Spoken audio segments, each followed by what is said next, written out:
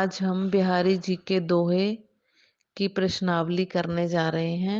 जिस किसी बच्चे ने बिहारी जी के दोहों के बारे में वर्णन सुनना हो तो वो पिछले वीडियो में देख ले। प्रश्न उत्तर। छाया भी कब छाया ढूंढने लगती है। जेठ की दोपहरी में जब सूरज बिल्कुल सिर के ऊपर आ जाता है तो छायाएं सिकुड़ कर वस्तुओं के नीचे दुबक जाती हैं। छाया भी जैसे छाया के लिए तरसने लगती है, इसलिए वह घने जंगलों को अपना घर बनाकर उसी में प्रवेश कर जाती है और दोपहर में बाहर नहीं निकलती। प्रश्न 2। बिहारी की नायिका ये क्यों कहती है कि कहिए सब तेरो हियो, मेरे ही की बात स्पष्ट कीजिए। बिहारी की नायिका को विश्वास है कि प्रेम दोनों ओर से है। जैसा प्रेम उसके मन में है वैसा ही प्रेम प्रेमी के हृदय में भी है। इसीलिए वह प्रेमी से कहती है कि वह अपने हृदय की धड़कनों से जान ले कि नायिका के मन में उसके प्रति इतनी ही चाह है। सच्चे मन में राम बसते हैं, दोहे के संदर्भ अनुसार स्पष्ट कीजिए। बिहारी जी कहते हैं, राम अर्थात प्रभु उन लोगों के मन में बसते हैं जिनकी भक्ति सच्ची होती है। जप माला, छापा, तिलक आदि बाहरी दिखावा करने वाले लोगों को कुछ भी नहीं प्राप्त होता।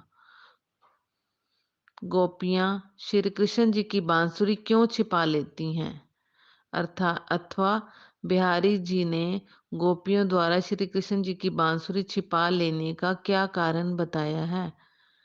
गोपियां बतरस के लालच में श्री कृष्ण की बांसुरी छिपा लेती हैं। वे नटखट कृष्ण से प्रेम भरी बातें करना चाहती हैं। इस उद्देश्य से वे जानबूझकर श्री कृष्ण जी की बांसुरी छिपा लेती हैं ताकि इसी बहाने वे उनसे बातें कर सके। बिहारी कवि ने सभी की उपस्थिति में भी कैसे बात की जा सकती है, इसका वर्णन किस प्रकार किया है, अपने शब्दों में बताएं। बिहारी जी ने बताया है कि सभी की उपस्थिति में भी मन की बात आंखों के इशारों से की जा सकती है। नायक ने जब सब सदस्यों के बीच में नायिका को आंखों से इशारा किया कि चलें, प्रेम करें, प्रेमिक नायिका ने इशारे से मना कर दिया। नायक उसकी मना करने की अदा पर रीझ गया। नायिका नायक की रीझ देखकर खींच उठी। इसके बाद दोनों के नेत्र मिले।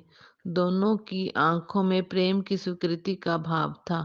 स्वीकृति पाकर नायक खुश हो उठा और नायिका की आंखों में लज्जा आ गई। अब निम्नलिखित का भाव स्पष्ट करें। अब हम भाव स्पष्ट करेंगे।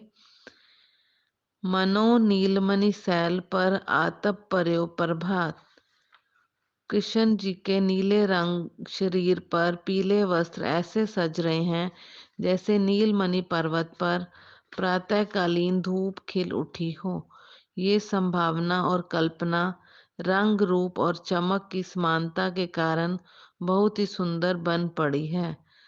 जगत तपोवन सो कियो दीर्घ दाग निदाग, अर्थात ग्रीष्म ऋतु की भीषण गर्मी ने जंगल को जैसे तपोवन जैसा पवित्र बना दिया है। अब यहाँ हिंसा नहीं रही, आपसी सौहार्द और मित्रता का भाव सब में पनप गया। शेर और हिरन, सांप और मोर जैसे कट्टर दुश्मन भी समान रूप से बिना एक दूसरे पर लड़ाई किए गर्मी सहन कर रहे हैं। जप माला छापे तिलक सरे न एको काम, मन कांचे नाचे वृथा सांचे राचे राम। इसमें बिहारी जी कहते हैं कि जप करने की माला हाथ में लेकर जप करने से, सारे शरीर पर चंदन का छाप लगाने से अथवा माथे पर तिलक लगाने से एक भी काम नहीं निकलता। आशय ये है कि सब बाहरी दिखावे हैं, इनसे प्रभु प्राप्ति नहीं हो सकती। केवल अधूरी भक्ति वाले अधूरे लोग ही इस व्यर्थ के कर्म कांडों में लगे रहते हैं। जबकि ये है व्यर्थ के नृत्य।